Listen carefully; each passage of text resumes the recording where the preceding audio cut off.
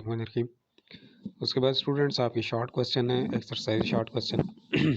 तो first short question है, explain the difference between tangential velocity and angular velocity and if one of these is given for a wheel of unknown radius how will you find the other. Tangential velocity और angular velocity को define करना है। यह हम इस chapter के start में जो हमने टॉपिक पढ़ा था उसमें हमने ब्रीफली इनको डिस्कस किया था। जो लीनियर वेलोसिटी होती है उसी को टेंजेंशियल वेलोसिटी कहा जाता है। The linear velocity along the direction of tangent at any point on that curve which is followed by the moving particle। और टेंजेंट क्या होता है ये मैं आपको बता चुका हूँ कि ऐसी कोई भी लाइन जो किसी भी एक सर्कल या कर्व्ड पाथ के साथ एक पॉइंट पर टच हो रही हो उसको टेंजेंट बोला जाता है। तो वहाँ पर जो आप वेलोसिटी ड्रा करते हैं उसको टेंजेंशियल वेलोसिटी कहा जाता है। और एंगुलर वेलोसिटी क्या होती है, इसकी डेफिनेशन ही आपने लिखनी है, the rate of change of angular displacement of a particle moving along a curve path और both are related by v is equal to R omega. तो इनमें से अगर कोई एक गिवन हो तो इस फार्मूले के ज़रिए आप फाइंड आउट कर सकते हैं। फॉर एग्जांपल अगर आपको v गिवन है, ओमेगा फाइंड करना है, तो r को आप v के नीचे डिवाइड कर देंगे, आपके पास ओमेगा की वैल्यू आ जाएगी। और अगर ओमेगा गिवन है और v आपने फाइंड करना है तो r ओमेगा को मल्टीप्लाई करके आप v फाइंड कर सकते हैं। उसके बाद second short question, explain what is meant by centripetal force and why it must be furnished to an object if the object is to follow a circular path। centripetal force की definition, a force needed to move a body around a circular path। और इसकी equation क्या है, M V square over are.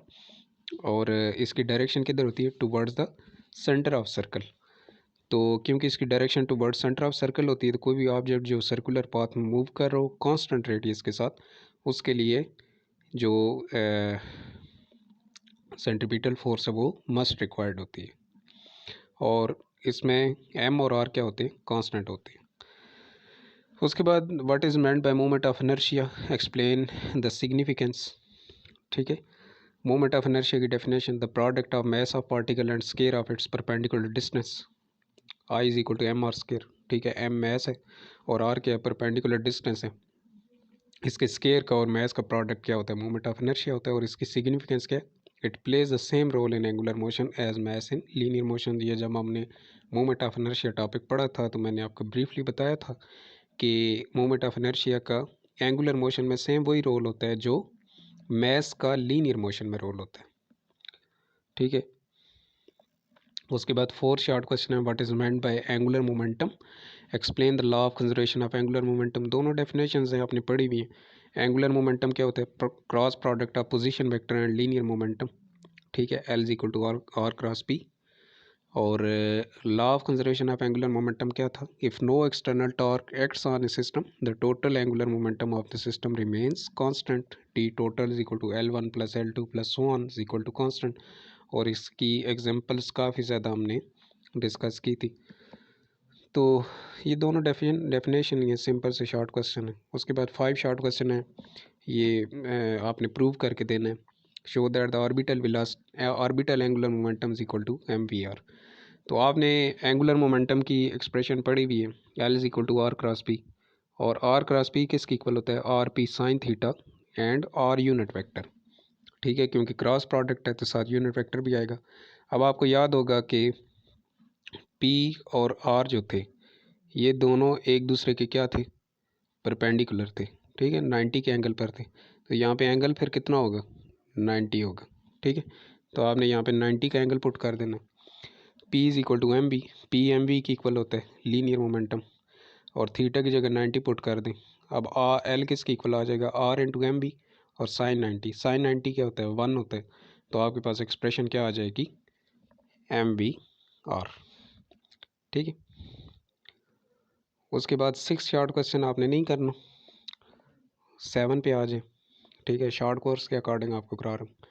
7 short question है, state the direction of following vectors in simple situation, angular momentum and angular velocity. Angular momentum और angular velocity की क्या directions होती हैं, ये आप राइट हैंड रूल के ज़रिए फाइंड आउट कर सकते हैं। आपको याद होगा मैंने आपको बताया था कि आपने क्या करना है, राइट हैंड में ग्रैब करना है एक्सिस ऑफ रोटेशन को। तो आपका जो थंब होगा वो आपको एंगुलर वेलोसिटी और मोमेंटम दोनों की डायरेक्शन बताएगा। ठीक है, grab the axis of rotation in your right hand then erect thumb. ठीक है, आपके थंब की जिधर डायरेक्शन होगी वही डायरेक्शन होगी किसकी, एंगुलर वेलोसिटी की और मोमेंटम की। ठीक है, और आपकी जो कर्ल फिंगर्स हैं वो किसको डिनोट करेंगी, डायरेक्शन ऑफ रोटेशन को। अच्छा, उसके बाद 8 शॉर्ट क्वेश्चन भी आपने नहीं करना, 9 पे आ जाए। When mud flies of the tyre of a moving bicycle in what direction does it fly. कि ये बहुत इंपॉर्टेंट शॉर्ट क्वेश्चन है, छोटा सा है लेकिन इम्पॉर्टेंट है। कि जब आप साइकिल चला रहे हो तो अगर टायर के साथ कीचड़ लग जाए तो वो कीचड़ किस डायरेक्शन में उड़ेगा। तो एक बात हमेशा याद रखनी है कि जैसे ये टायर है ना, ठीक है, तो आपने वहाँ से axis of rotation tangential velocity draw करनी होती है। फॉर एग्जांपल टायर की ये डायरेक्शन है, ये आपने वहाँ से वेलोसिटी की डायरेक्शन, वेलोसिटी का टेंजेंट ड्रा किया है, तो ये डायरेक्शन होगी मड की, ठीक है। तो इसका आंसर आप क्या लिखेंगे, the mud will flies in the direction tangent to the wheel. कि जो टेंजेंट ड्रा करेंगे ना आप, उसी डायरेक्शन में आप कीचड़ जो है वो उड़ेगा। ये आप खुद भी ऑब्ज़र्व कर सकते हैं।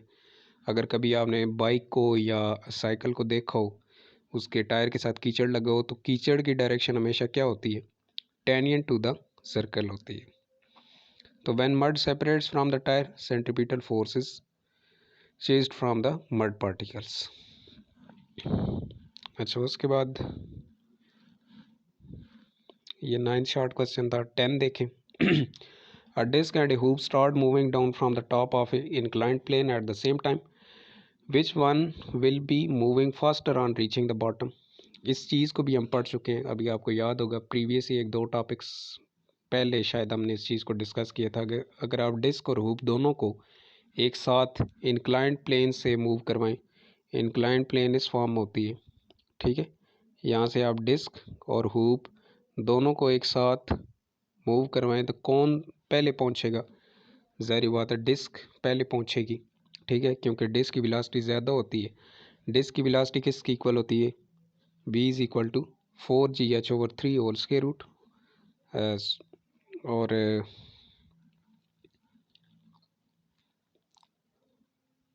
जो हुप है उसके लिए वेलोसिटी क्या होती है, v is equal to square root of gh। तो आपको यहाँ से क्लियरली नज़र आ रहा है कि जो डिस्क है उसकी वेलोसिटी ज़्यादा है। तो वैसे भी अगर आप इन दोनों इक्वेशंस को सॉल्व करें एक दूसरे के इक्वल रख के, तो v डिस्क इक्वल आता है 1.15 इंटू वी हुप। तो यहाँ पे v डिस्क ग्रेटर है v हुप से, तो जो डिस्क है वो जल्दी पहुँच जाएगा किसकी निस्बत, हुप की निस्बत। उसके बाद 11th शॉर्ट क्वेश्चन लास्ट है, ठीक है। ये शॉर्ट कोर्स के अकॉर्डिंग ये आखिरी क्वेश्चन है और ये भी इंपॉर्टेंट क्वेश्चन है 11th वाला। Why does a diver change his body position before diving in the pool. आपने अक्सर देखा होगा जो स्विमिंग करते हैं वो अपनी बॉडी को क्लोज कर लेते हैं जब स्विमिंग कर रहे हो। सेम जैसे फिश शेप होती है ना, इस शेप में वो डाइव करते हैं। जो डीप डाइवर्स होते हैं वो क्यों अपनी बॉडी को क्लोज करते हैं, ये भी आपको याद होगा। तो law of conservation of angular momentum हमने इस चीज़ को डिस्कस किया था, जिसमें हमने आइस डांसिंग और मुख्तलिफ एग्जांपल्स को हमने देखा था वहाँ पे। तो जितना उसका मूवमेंट आर्म कम होगा उतनी उसकी एंगुलर वेलोसिटी ज़्यादा होगी, ठीक है। सिंपल सा कंसेप्ट है। To increase angular velocity the diver changes body position. देखें एल इक्वल है आई ओमेगा के और आई किसकी इक्वल होता है एम आर स्क्वायर के। तो एल किसकी इक्वल आ जाएगा एम आर स्क्वायर ओमेगा। तो आर जितना छोटा होगा ओमेगा उतना ही ग्रेटर होगा। आर क्या होता है डिस्टेंस, तो डिस्टेंस जितना कम होगा उतनी ही एंगुलर वेलोसिटी ज़्यादा होगी। तो अपनी बॉडी को क्या कर लेते हैं, क्लोज कर लेते हैं। Diver close his legs and arms, ठीक है, वो अपनी टांगों को और बाजुओं को क्लोज कर लेते हैं to make smaller R, distance को कम करने के लिए, so that his angular velocity increases to make more somersault. I1 omega 1 is equal to I2 omega 2। ये आपको याद होगा, मैंने आपको बताया था कि जो I1 omega 1 is equal to I2 omega 2 हो जाए तो ये एक सी सा की शेप बनती है, किसके दरमियान, I और ओमेगा के दरमियान, ठीक है। सिंपल सी बात है, जितना मूवमेंट आर्म कम होगा उतनी एंगुलर वेलोसिटी ज़्यादा होगी और जितना मूवमेंट आर्म ज़्यादा होगा उतनी ही एंगुलर वेलोसिटी कम होगी। तो जितना वो बॉडी को फैलाएंगे उतनी ही उनकी स्पीड कम हो जाएगी और जितना वो बॉडी को क्लोज करेंगे उतनी ही उनकी एंगुलर स्पीड बढ़ जाएगी। तो ये आपके शॉर्ट क्वेश्चन थे, आसान से थे, इनको आपने नोट भी करना है।